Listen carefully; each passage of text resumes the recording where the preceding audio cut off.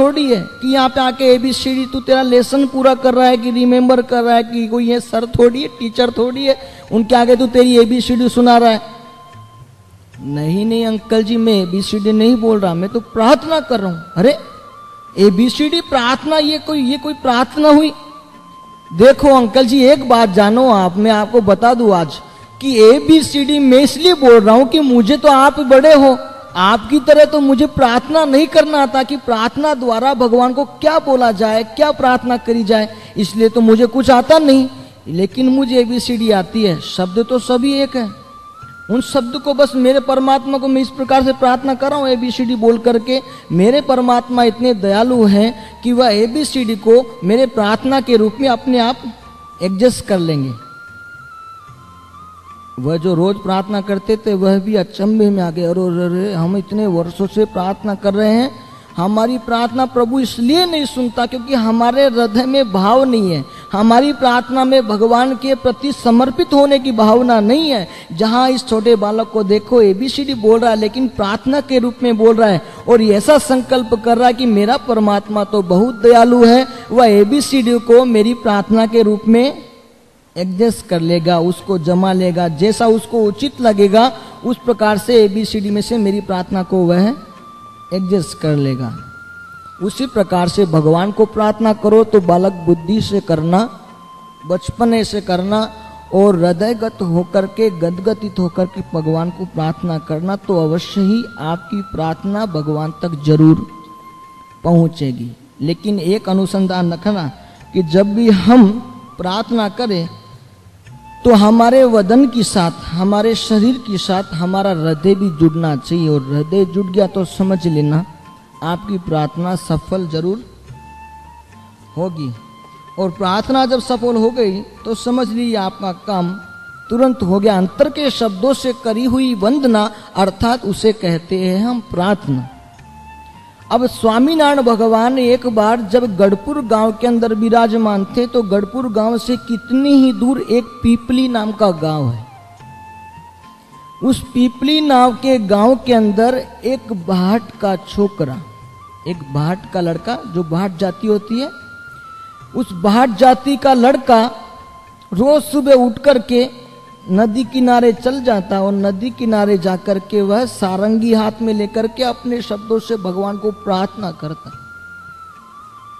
छोटा बालक था, ABCD वह बोल रहा था, वैसे उसको भी प्रार्थना नहीं आती थी, लेकिन मैं सारंगी बजा करके संगीत के सुरों द्वारा भगवान को मैं प्रार्थना कर सकता हूं। और वह रोज नदी किनारे नहा धोकर पवित्र होकर सुबह के समय में हाथ में सारंगी लेकर के बजाने लगता और सारंगी बजाते बजाते बजाते उसकी आंखों में से आंसुओं की धारा बहने लगती। और जब आसपास में कोई लोग स्नान करने आते अथवा कोई कपड़े धोने आते अथवा कोई पानी भरने के लिए लोग आते थे तो वह देखते कि ये रोज लड़का सुबह प्रभात समय में, भोर समय में सारंगी बजाते बजाते बजाते इतना गदगदित हो जाता है और गदगदित होकर के आंखों में से आंसू की धारा बहाने लगता है। तो कुछ चक्कर लगता है, कहीं से कुछ दुख तो नहीं, भाई सांसारिक जी उससे तो उसकी पता नहीं कि क्या कारण है रोने का। तो वह लड़का सुबह के समय बजा रहा था। एक दिन कुछ लोग इकट्ठे होकर के आए और लोग इकट्ठे होकर के कहते हैं कि अरे बच्चे तू रोज सारंगी बजाते बजाते रोता है, इसका कारण क्या? बोले मैंने सुना है कि भगवान जब कलयुग में पाप बढ़ता है, पाप की वृद्धि होती है और धर्म घटित होता है, तब भगवान कहीं ना कहीं प्रकट होते हैं। तो मीराबाई ने, सूरदास ने, नरसिंह मेहता ने अपने संगीत के माध्यम द्वारा, अपनी संगीत कला द्वारा, अपने भाव कीर्तन द्वारा भगवान को प्रसन्न करा।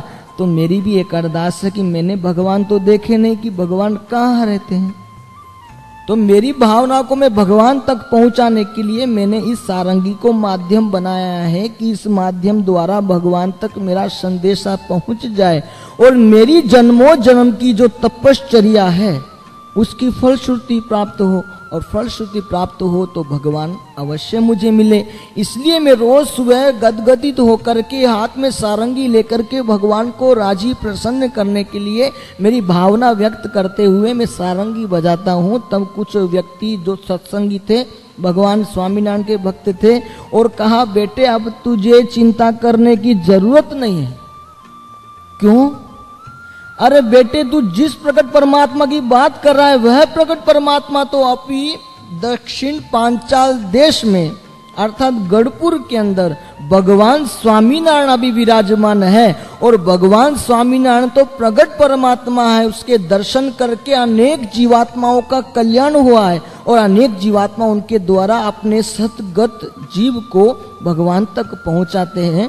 तू एक काम कर, तू रोज गंगा किनारे, तू रोज नदी किनारे सारंगी बजाता है, लेकिन तेरे आगे कोई स्वरूप तो नहीं है, लेकिन भावना जरूर है। तो तेरी भावना अगर व्यक्त करनी है तो तू यहाँ पश्चिम पांचाल देश गढ़पुर में जा, और गढ़पुर में जाकर के तू तेरी भाव वंदना, तेरे हृदय के भाव को भगवान स्वामीनारायण के आगे समर्पित कर, तो भगवान स्वामीनारायण तेरे ऊपर अवश्य ही प्रसन्न होंगे।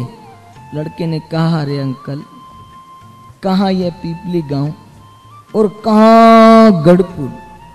तो मैं तो वहां कैसे पहुंच सकता? अभी मैं छोटा हूं, मेरी कुछ इतनी शक्ति भी नहीं कि मैं वहां चला जाऊं।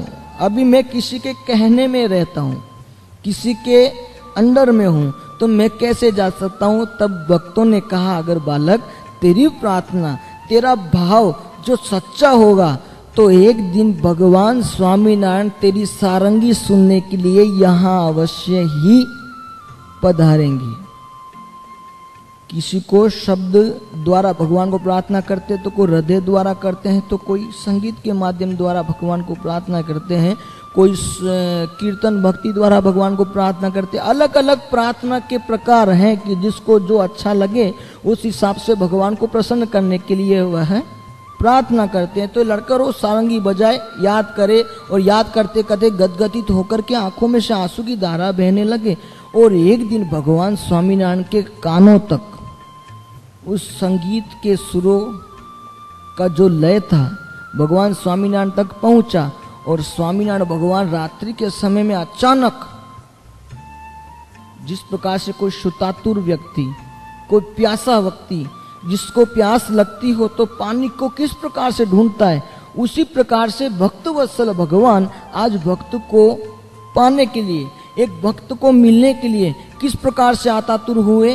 भगवान स्वामीनारायण रात्रि का समय है, कुछ संध्या ढल चुकी है, कहीं कहीं सब अपने अपने घरों में सो चुके हैं, कहीं कहीं कुछ कुछ दिए टिमटिमा रहे हैं। ऐसे समय में भगवान स्वामीनारायण ने अपने सेवक मूलजी ब्रह्मचारी आदि के संतों और दादा खाचर से कहा कि चलो चलो चलो तैयार हो जाओ।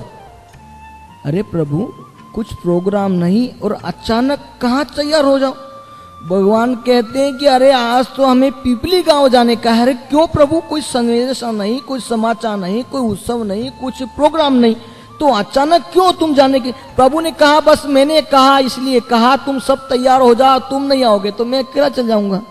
ना ना, ऐसा थोड़ी हो सकता, आप जाओ और हम पीछे रहे, हम भी आपके साथ चलेंगे। भगवान भी अपने सुंदर वस्त्र अर्पण तैयार करके और भगवान स्वामीनारायण पीपली गांव पहुंच गए। और पीपली गांव के भक्तों ने भगवान स्वामीनारायण जब सुबह के प्रभात समय में वहां पर पहुंचे और वहां पर भगवान स्वामीनारायण पहुंचे तो भक्तों को पता लगा कि भगवान स्वामीनारायण हमारे आज गांव में पधार रहे हैं।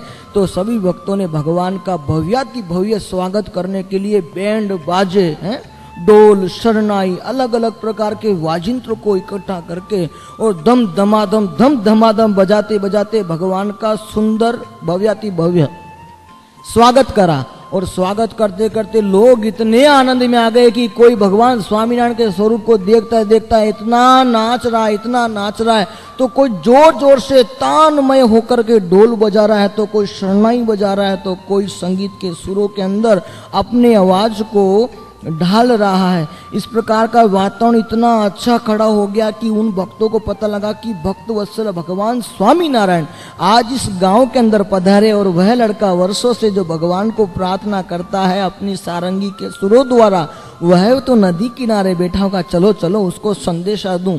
और वह भाट का छोकरा भट्टियारा उस लड़के को जाकर के कहा, अरे अरे अरे अब यहाँ बजाने की जरूरत नहीं, अब तो भक्तपति भक्त वत्सल भगवान स्वामीनारायण पधारे हैं। अरे तू तेरे संगीत के सुरों को उन सुरों के अंदर लगा दे,